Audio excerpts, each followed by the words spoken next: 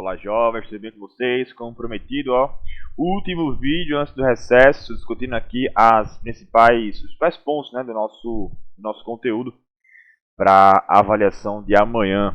E aí vamos começar a resolver aqui a nossa lista de revisão, tá? Deixa eu abrir aqui a lista e acompanhe o enunciado. Os seguintes dados referem-se à decomposição da amônia. Nós temos uma reação de decomposição em que a amônia ela é transformada em nitrogênio e oxigênio. São 3 decomposições com 3 massas diferentes. E aí a ideia, o que se espera de você, é que você seja capaz de determinar a massa dos participantes, levando em consideração que, em um sistema fechado, tu já sabe, desde o primeiro trimestre, que a massa de uma transformação química ela tende a se conservar, desde que, obviamente, mais uma vez, o sistema esteja fechado, tá? Não existam trocas mássicas, trocas de massa com o meio externo. E aí o item A pede, use a lei de Lavoisier para prever os valores que faltam. E eu já adiantei para vocês aqui, nós temos o que seria essa transformação, tá? Nós temos a amônia se decompondo em nitrogênio e oxigênio. E aí nós temos as massas. Para a primeira decomposição eram 17 gramas de amônia, nós tínhamos uma massa desconhecida de nitrogênio e 3 gramas de hidrogênio. Já para o segundo experimento, 34 gramas de amônia, uma massa conhecida aqui de nitrogênio, que eram 28 gramas, e uma massa desconhecida de hidrogênio. Para a terceira decomposição, 51 gramas de amônia, uma massa desconhecida de nitrogênio e 9 gramas de hidrogênio. Observe o seguinte, o princípio conservativo da massa ele se aplica, tá? E a questão pede que você utilize Lavoisier, então fica subentendido que a massa aqui ela se conserva. Então a seta que indica a transformação da reação vai ser a nossa igualdade, para montar aquelas expressões e daí determinar a massa, tá, que falta para cada um dos participantes. Deve-se levar em consideração que a massa dos reagentes, no caso a amônia, deve ser igual ao somatório da massa dos produtos, que nesse caso é o nitrogênio e o hidrogênio. Então eu já posso apagar isso aqui e diante do exposto aqui já começar a colocar as referidas massas, tá? No caso, qual deve ser o valor da massa de nitrogênio para que somado com 3 dê 17, ou seja, qual deve ser a massa de hidrogênio para que somado com a massa de hidrogênio eu tenha a massa da amônia. Ora, 17 gramas, tá? Perdão, 14 gramas.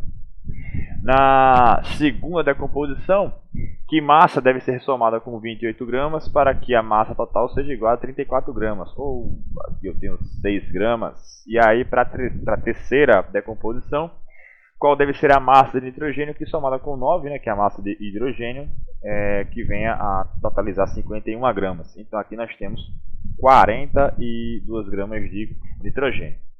Então perceba que a massa ela tende a se conservar, tá? A gente consegue observar isso mediante o princípio conservativo. E tem um outro ponto. Essa questão não aborda, mas é interessante observar que você tem aqui entre o primeiro e o segundo experimento uma proporção, tá? A massa ela dobra. Então você consegue observar que as demais massas dos demais componentes também tendem a dobrar, tá? Acompanhar essa proporção. Eu poderia analisar aqui também o primeiro e o terceiro, a massa ela triplica, então todas as demais massas também triplicam, tá? Mas utilizando a lei de Lavoisier, a gente pode observar as seguintes massas para cada um dos participantes, beleza? Vamos na sequência para a questão 2, utilizando o modelo agora proposto por Dalton. Acompanhe. Embora o modelo de Dalton tenha sido fundamental para o desenvolvimento da química, ele apresenta várias incoerências. Qual das alternativas a seguir descreve uma incoerência? E aí assim, quando a questão traz uma incoerência, Dalton imaginava que isso estivesse correto, mas hoje, com todo o avanço e aparato científico que corrobora a definição e a proposição de um modelo atual, moderno, Dalton estava errado. Então a questão pede que você busque ali algo que Dalton propôs, que à época ele imaginou como sendo correto, mas que hoje é conhecido o seu erro, tá? Que essa proposição não mais é verdadeira.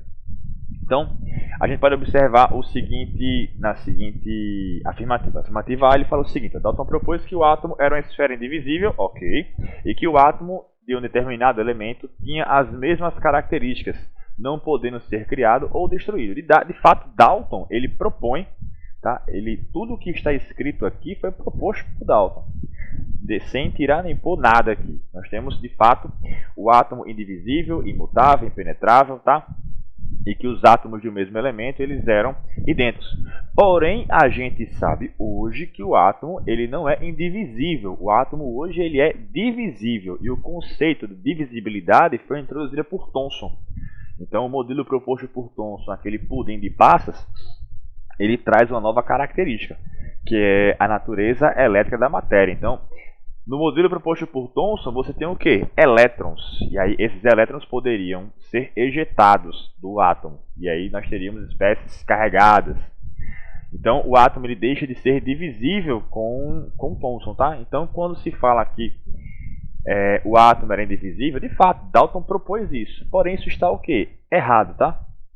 E um outro ponto é que átomos de um mesmo elemento eles podem apresentar características diferentes. São os isótopos, que é o conteúdo do nosso das semanas pós-recesso escolar, tá? E aí vamos lá, o item B. Dalton propôs que os átomos eram divisíveis. Eu acabei de dizer que o conceito de divisibilidade ele foi introduzido por Thomson, tá? Então a gente pode tirar isso aqui, Dalton não fala isso. O item C. Dalton sugeriu que os átomos poderiam se transformar em outros átomos. Não, para Dalton os átomos eram idênticos e que durante a transformação você tinha um rearranjo desses átomos ali para formar novas substâncias, porém eles não poderiam se transformar em outros átomos, o que está errado. E as reações nucleares, que não é obviamente o momento de se estudar no ano ainda, mas existe sim reações em que átomos se transformam em outros átomos, são as reações nucleares.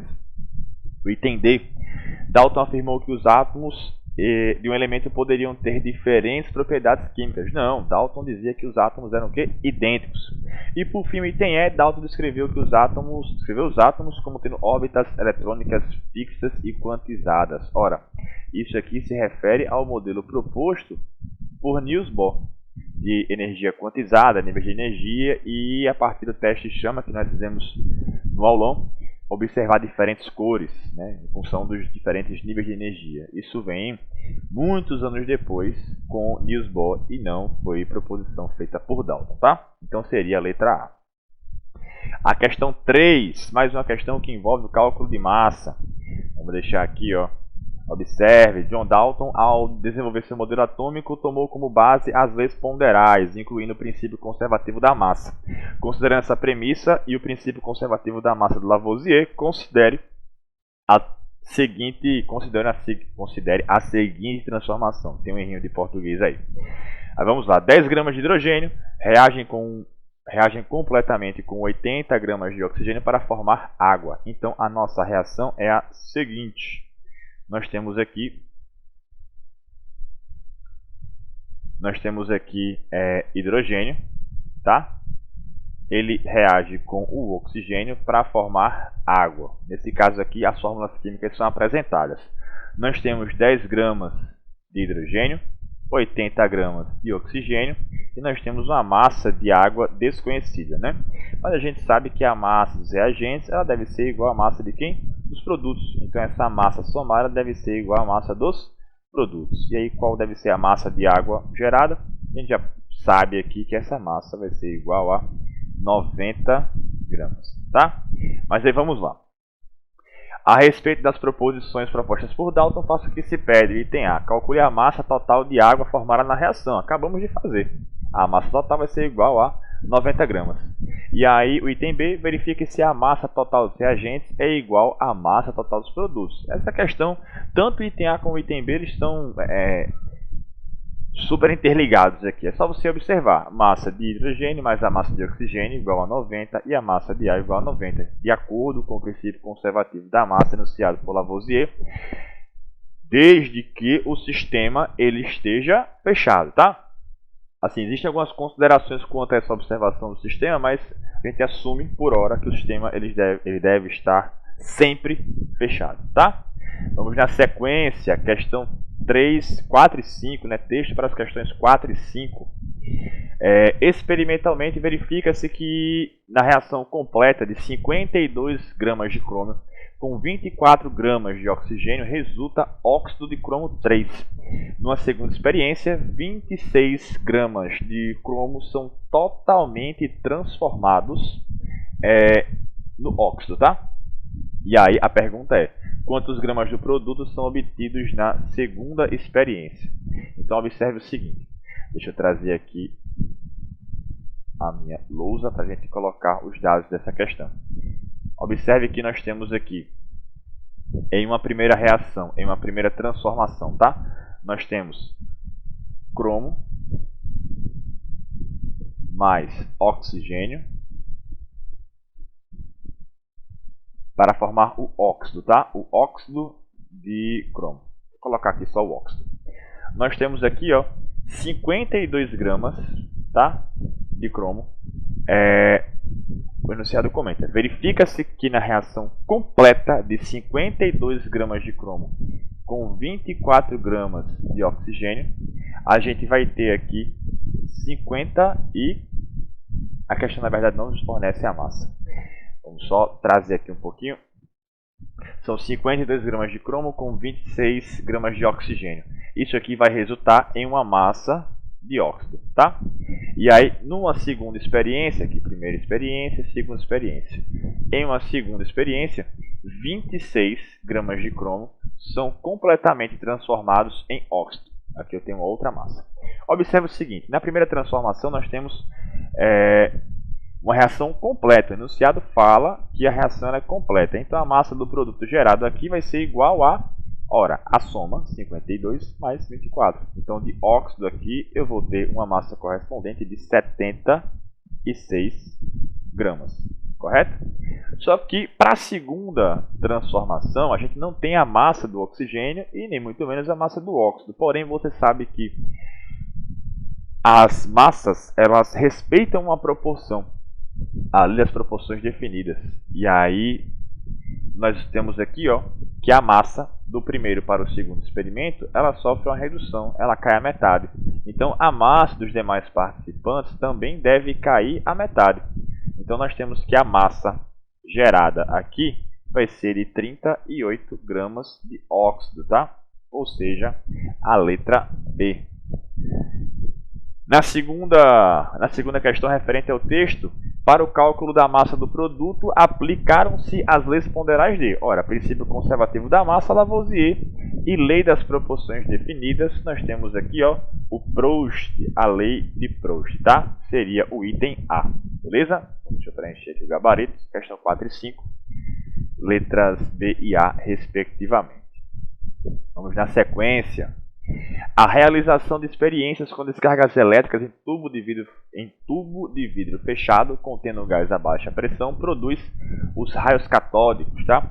Detalhe, esse aparato experimental aqui, ó, e esse procedimento no qual você tem descargas elétricas em tubos de vidro fechado, nós temos aqui, ó, o modelo proposto por Thomson, tá?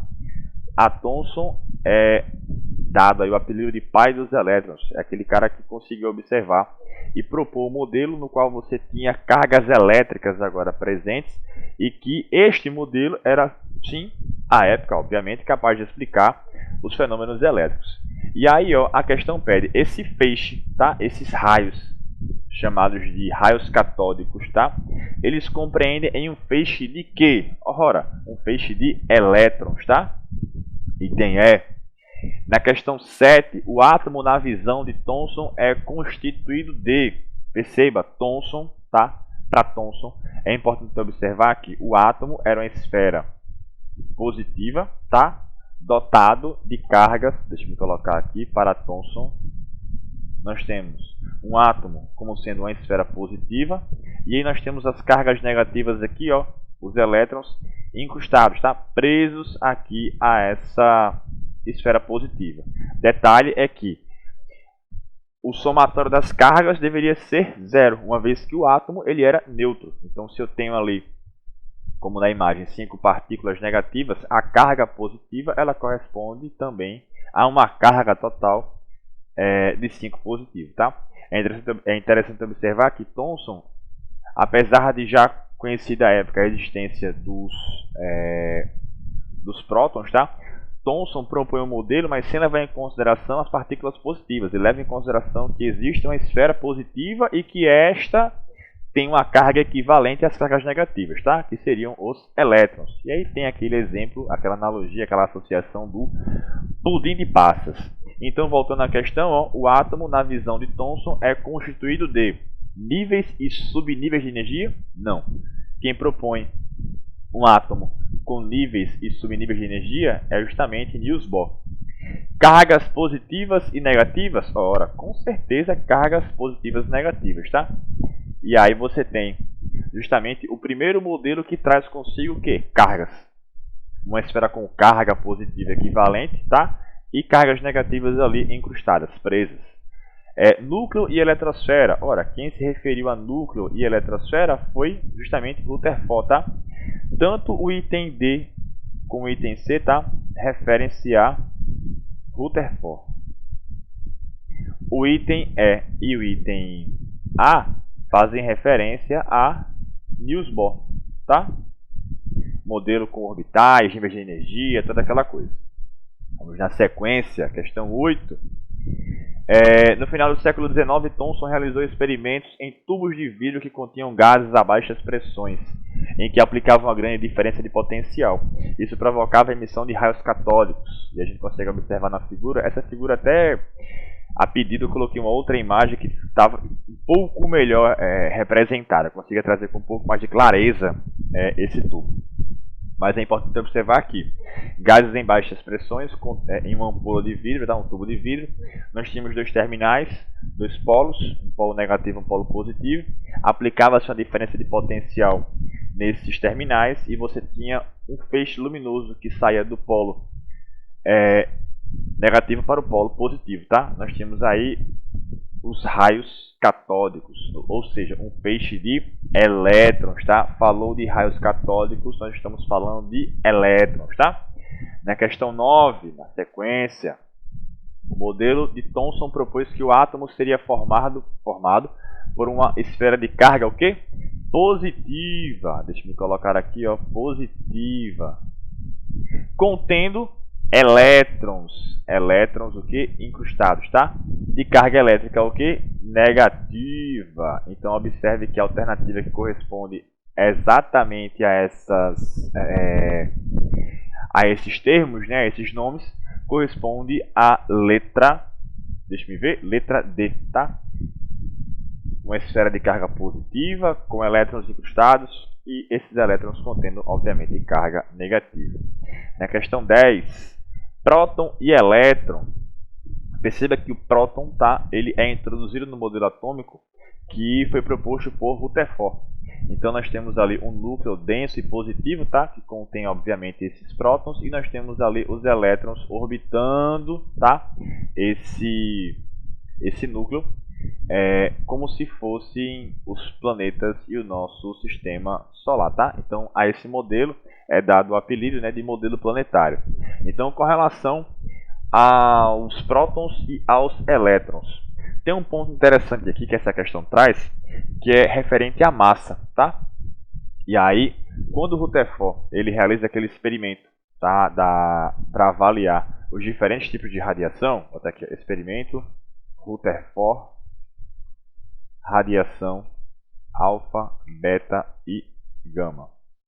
Tem um ponto que é o seguinte: a gente deve levar em consideração que, deixa eu ver aqui, esse experimento aqui, tá? A imagem aqui talvez não esteja, deixa eu ver se consigo trazer a imagem um pouco maior. Dá para observar. Eu tenho aqui, ó, um material radioativo. Esse feixe de radiação era atravessado, no caso ele atravessava uma região onde eu tinha placas elétricas carregadas, e aí ele observou, na verdade, 3 interferências aqui nesse anteparo, né? Três sinais detectados. E aí Rutherford, realizando uma série de experimentos, ele consegue chegar a algumas conclusões com relação às características de cada tipo de radiação, as partículas alfa, beta e a radiação tipo gama. E aí o ponto é o seguinte: a radiação tipo alfa, tá? Ela corresponde a uma radiação que contém consigo prótons e nêutrons. É uma radiação positiva e que tem massa. Ele conseguiu chegar a valores de massa, tá? E a radiação beta, ela apresentava uma massa muito pequena. E o ponto a se levar em consideração é o seguinte: elétrons têm massa, tá? Assim como os prótons e os nêutrons também têm massa. Porém, a massa, quando comparada, elas não são iguais, tá? Então, massas iguais não correspondem a uma... Como é que eu posso dizer? Que as massas iguais não seriam uma possibilidade de comparação entre prótons e elétrons. Prótons, assim como os nêutrons, têm uma massa de aproximadamente 2000 vezes maior. Então, a massa dos prótons é aproximadamente assim como os prótons e os nêutrons, tá? Eles contêm a mesma massa. Nós temos uma massa de aproximadamente 2000 vezes maior que a massa do elétron. Então, comparando prótons e elétrons, a gente não pode afirmar que eles têm a mesma massa, tá? Eles têm massas o quê? Diferentes, tá? Então, são massas diferentes, ok. E você já sabe que próton é a partícula dotada de carga positiva e elétron a partícula dotada de carga o quê? Negativa. Então, observe aqui, ó, o item C, são massas diferentes e cargas elétricas de sinais o quê? Opostos, tá? Item C. Observe agora o texto para as questões 11, 12 e 13. O modelo atômico de Rutherford, desenvolvido em 1911, revolucionou a compreensão da estrutura atômica ao introduzir o conceito de um núcleo pequeno, central, pequeno, denso e carregado positivamente, rodeado por elétrons em órbitas. No caso, quando ele fala de órbitas aqui, seria o análogo, tá? O análogo às órbitas planetárias. Por isso o modelo planetário. A imagem aqui não está bacana, mas eu creio que no material de vocês esteja um pouquinho melhor essa imagem. E aí, vamos lá. A experiência de Rutherford permitiu... É interessante observar que esse experimento de Rutherford, ele realizou bombardeando a fina lâmina de ouro com partículas alfa, partículas positivas. E aí, um dos pontos observados é que algumas partículas, ele até esperaria que sofressem algum tipo de desvio, em função do modelo proposto por Thomson à época, apresentar cargas, tá? Só que um ponto interessante é que, ao bombardear essa fina lâmina de ouro, algumas partículas foram ricocheteadas e outras desviaram muito além daquilo que ele esperava, tá? E aí, quando o Rutherford ele começa a realizar cálculos para observar o que poderia ter causado esses desvios e essas reflexões, ele chega a uma interpretação desse processo, do qual, para que eu tivesse essa reflexão das partículas alfa, que elas fossem atiradas e retornassem, eu teria que ter um núcleo denso e positivo, tá? Ou seja, um núcleo pequenininho, onde eu tivesse aqui praticamente toda a massa do átomo, tá? Então a massa do átomo está contida no seu núcleo, tá? E eu teria aqui ao redor os meus elétrons orbitando, tá? E aí a massa dos elétrons, uma massa muito inferior à massa dos prótons, tá? Então essa era a única possibilidade na qual os resultados observados eles poderiam ser explicados. Ou seja, imagine que um feixe de partículas alfa, deixa eu colocar aqui a cor azul, ele se aproximasse do núcleo. Ora, se o feixe de partículas alfa tem carga positiva, isso aqui sofreria o quê? Um leve desvio, tá? Se ele passasse muito longe, o desvio seria menor. E se esse feixe de partículas alfa, carregado positivamente, viesse de encontro a esse núcleo, a partícula seria o quê? Ela seria refletida, tá? Então, a partir das observações dos resultados, o Rutherford ele chega a propor esse modelo planetário. Eu conversei em sala de aula que esse modelo traz algumas inconsistências, tá? Com relação à física abordada à época. Mas quando o Rutherford propõe esse modelo, ele retira aqui algumas conclusões, tá? E que conclusões seriam essas? Ora, se eu tenho prótons e elétrons, tá, dispostos aí em órbitas planetárias, o que é que eu tenho, por exemplo, entre as órbitas? E aí Rutherford ele nos diz que entre essas regiões nós temos parte vazia, tá? Ou seja, não há nada entre essas camadas, esses níveis, essas órbitas, tá? Ou seja, a experiência de Rutherford permite evidenciar que a maior parte do átomo é o quê? Vazia. Aproximadamente 99% do átomo, tá? é espaço vazio. E vamos na sequência. Na questão 12. Rutherford, ao fazer incidir partículas radioativas em lâmina metálica de ouro, observou que a maioria das partículas atravessava a lâmina. Deixa eu diminuir aqui um pouquinho. Algumas desviavam e poucas refletiam. Tá? O ponto-chave da observação de Rutherford está exatamente aqui. Ó. Algumas desviavam e poucas refletiam. Apesar de serem poucas, tá? Essas observações trazem consigo esse novo ordenamento do átomo, né, com um núcleo denso positivo. Então foi a partir dessas observações que ele pôde concluir esse modelo. E aí a questão pede o seguinte: assinale dentre as afirmações a seguir aquela que não reflete as conclusões de Rutherford sobre o átomo. Os átomos são esferas maciças e indestrutíveis? Cara, quem disse isso aqui foi quem? Foi Dalton, lá em 1808. Aí o item B, obviamente que a alternativa correta é a letra A. O item B, no átomo há grandes espaços vazios, de fato. Item C, no centro do átomo existe um núcleo pequeno e denso. Sim, ainda acrescentaria aqui, ó, ele é o que?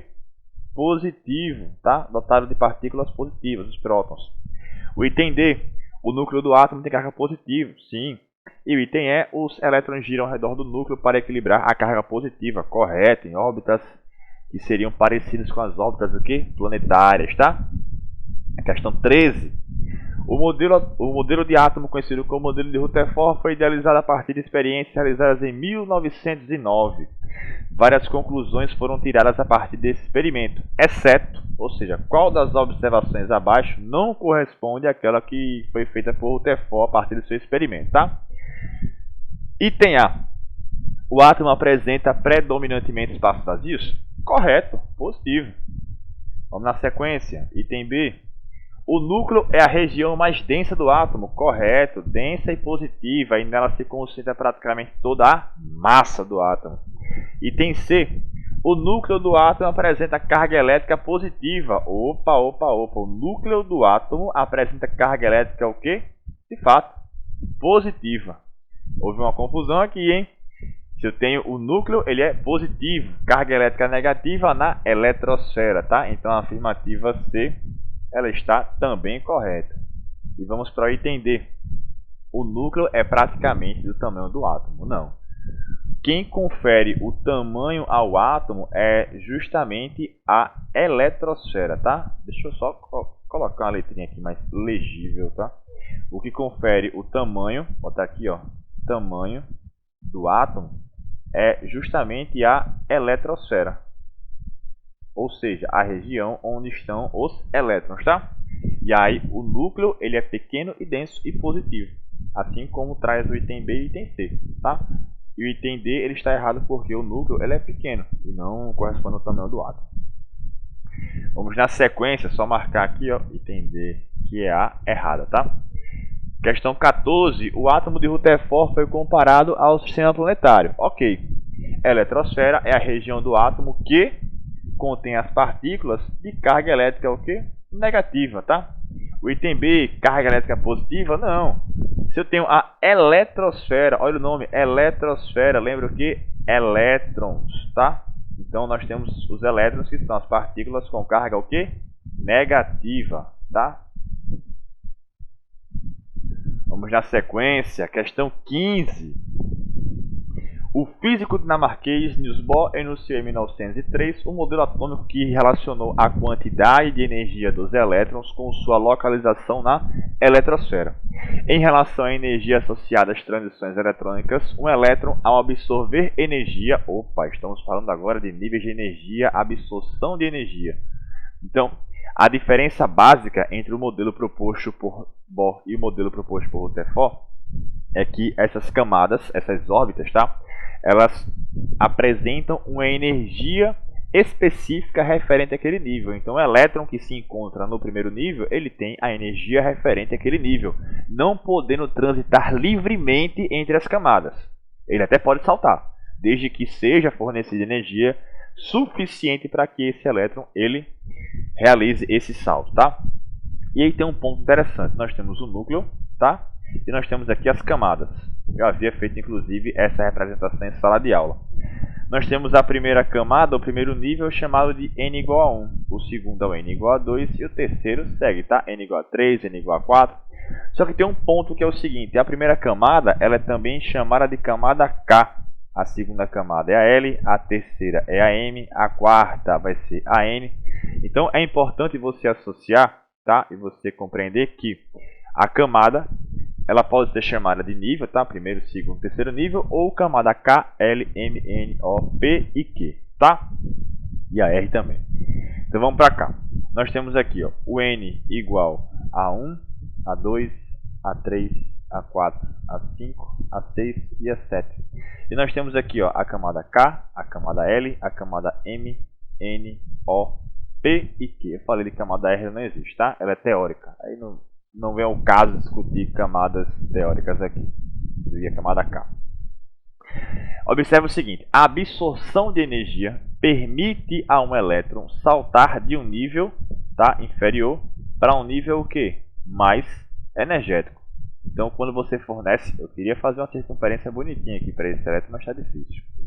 Quando esse elétron ele recebe energia, tá? Ele é capaz de saltar para um nível mais o quê? Energético. Quanto mais distante, maior será a energia daquela camada, tá? Só que este elétron, quando ele recebe energia, ele somente ocupa um nível mais energético porque a ele foi dada o quê? Energia, tá? Ele vem para cá. Essa etapa é a etapa de excitação, ou seja, uma etapa na qual você recebe, o elétron recebe energia. Porém, ele somente está, nesse caso, no n igual a 2, na camada L, porque ele recebeu energia. Na medida em que a energia ela cesse, a energia absorvida, toda ela é liberada, tá? O elétron retorna à camada original, vou botar aqui, ó, menos energia. E nesse processo de emissão de energia, de perda de energia, você observa a energia na forma de luz. Então, o teste de chama, tá? Comentando sobre o aulão aqui. Aquela cor observada, aquela cor característica faz referência a um metal, a um sal em específico. Porque diferentes estruturas envolvem diferentes energias e, consequentemente, diferentes luzes, ou seja, diferentes cores. Cada cor está associada a uma onda, a uma energia específica, tá? Isso tratando de maneira física a coisa. E aí, observe que o enunciado fala, ao absorver energia.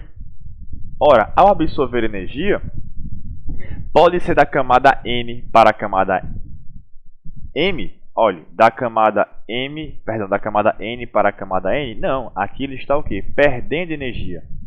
A letra B, da camada P para O, da P para O, está perdendo energia também. Da camada L para a camada K, também está o que? Perdendo energia, tá? E aí da camada O para a camada P, da camada O para a camada P, perceba, o nível está aumentando. Então, isso aqui acontece quando a energia específica referente a essa transição é o que? Absorvida, tá? Então, seria a letra D, a alternativa correta. Da camada M para a camada L também envolve o processo. Deixa eu trazer aqui, da camada M para a camada K, tá? Perdão, para a camada L, que é o item E, também trata de um processo de redução de energia. Então, a alternativa correta é a letra D. A questão 15, chegando perto do final já, a questão 15. De acordo com o modelo de Bohr, a luz vista durante o teste de chama é emitida. Acabei de desenhar para vocês aqui, o que seria esse processo, né? O processo de ganho de energia é chamado de excitação e o processo de perda de energia é relaxação, tá? Então, a luz ela é observada na volta ao seu nível original. Ora, aquela energia absorvida é perdida na forma de luz e eu tenho uma cor característica, tá? Então, de acordo com o modelo de Bohr, a luz vista durante o teste de chama é emitida quando os átomos se quebram em vários pedaços. Isso aqui é brincadeira. O item B, pelos elétrons quando são promovidos a níveis de menor energia. Elétrons promovidos a níveis de menor energia. Vamos observar aqui o resto. Deixa aqui, vamos ver o resto. Item C, Pelos elétrons quando retornam a excitação, pelos elétrons quando retornam após a excitação a níveis de menor energia. Opa! Mas professor, tem duas corretas? Vamos lá. Item D. Quando o núcleo do átomo se quebra, esqueça, tá? Então, nem item A, nem item B. Perdão, nem item D. Vamos à discussão aqui entre os itens B e C. A promoção, tá? Ela se dá quando o elétron ele absorve energia, ou seja, quando ele vai para um nível de maior energia. O item B fala assim, ó, que essa luz é observada quando os elétrons são promovidos a níveis de menor, não. Se eles são promovidos, é a um nível de maior, e ó, maior energia, tá? A afirmativa B está errada, e sim a afirmativa C, que é a correta. Essa é a cor observada quando os elétrons ó, retornam, tá? Eles retornam após a excitação, ou seja, a relaxação, a níveis de menor energia, certo? Então seria a letra C. Então, na sequência, questão 16. Feita em sala, né? Considere o seguinte diagrama de níveis de energia. Perceba que eu tenho aqui, ó, cada linha dessa na horizontal corresponde a os níveis, tá? E aí ele está falando de absorção. Ora, se é absorção, o elétron vai saltar para níveis mais energéticos, tá? Camadas mais distantes do núcleo. Observe que as setas aqui, representadas pelas etapas 1 e 2, apresentam sim absorção, saem do nível 1 para o nível 4 e para o nível 3, respectivamente.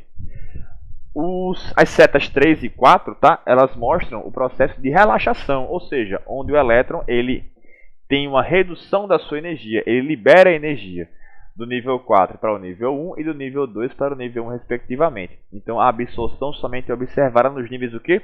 1 e 2, tá? Letra C. Vamos na sequência, questão 17. E para finalizar, né, a derradeira. As baterias recarregáveis de telefones celulares apresentam em sua composição o elemento químico lítio. Observe a seguir a representação do átomo desse elemento. Perceba que eu tenho aqui, ó, um núcleo com dois tipos de partículas, uma em preto e uma cinza, tá? Nós temos aí prótons, olha a legenda, prótons e nêutrons, tá? Que estão no núcleo. E nós temos aqui, ó, 3 elétrons orbitando este núcleo, tá? O ponto é o seguinte, são 3 partículas negativas e são 3 partículas positivas, ou seja, o meu átomo aqui ele está o quê? Neutro, ou seja, eletricamente neutro. A soma das cargas é igual a 0. Professor, quando é neutro tem carga? Obviamente que tem, porém a quantidade de cargas positivas é igual à quantidade de cargas o quê? Negativas. Aí tem uma perguntinha aqui, ó. Qual é, eu cheguei a comentar em sala, qual é o seu número atômico? O número atômico, tá? Ele corresponde à quantidade, anote aí, tá? Quantidade de prótons, tá? Prótons aonde? No núcleo. O átomo de lítio tem quantos prótons no núcleo? 3. Ou seja, qual é o seu número atômico? 3. São 3 prótons no núcleo. Vocês vão perceber que o número atômico ele seria o CPF do átomo. Como assim o CPF? Nós temos diferentes elementos químicos, né? Carbono, hidrogênio, oxigênio, nitrogênio. E cada um deles apresenta um número atômico específico. Tá? No caso do lítio, o lítio somente é lítio porque o seu número atômico é o quê? 3. Se fosse 4, era berílio. Percebe? Era outro elemento. Se fosse 2, era hélio. Então, o número atômico ele vai caracterizar. E aí, o item B fala de massa. Qual é o seu número de massa? Qual é a massa? Lembra que durante a resolução, não recordo agora de qual a questão, eu comentei sobre a massa, de que a massa dos elétrons era cerca de 2.000 vezes menor que a massa dos prótons e que a massa dos nêutrons. Então, quem é que confere massa? Quem confere massa são os prótons, mais quem? Os nêutrons, tá? Então, nesse caso, o número de massa vai ser a soma da quantidade de prótons e da quantidade de nêutrons. Ou seja, eu tenho 3 prótons e 4 nêutrons. Ou seja, meu número de massa é igual a 7. E aí, para finalizar, o item C, os elétrons estão distribuídos em quais níveis? Perceba a imagem, ó. Eu tenho o primeiro nível e eu tenho o segundo nível. Ou seja, eles estão distribuídos no primeiro e no segundo nível. Se quiser colocar no N igual a 1 e no N igual a 2, também está correto. Se quisesse colocar que eles estão distribuídos na camada K e camada L, também está correto, tá? Tranquilo? Então é isso, pessoal. Espero que tenha ficado mais claro. Esse é o conteúdo da nossa avaliação, conteúdo simples, requer só um pouco de atenção, tá? E é isso. Então espero que vocês tenham um ótimo rendimento nessa AVP, tá? Quem está com nota boa, manter essa nota. Quem tirou a nota não tão boa, de recuperar essa nota, tá? Então, todo tempo é tempo. Então, mãos à obra e vamos que vamos. Bons estudos e boa sorte. Valeu!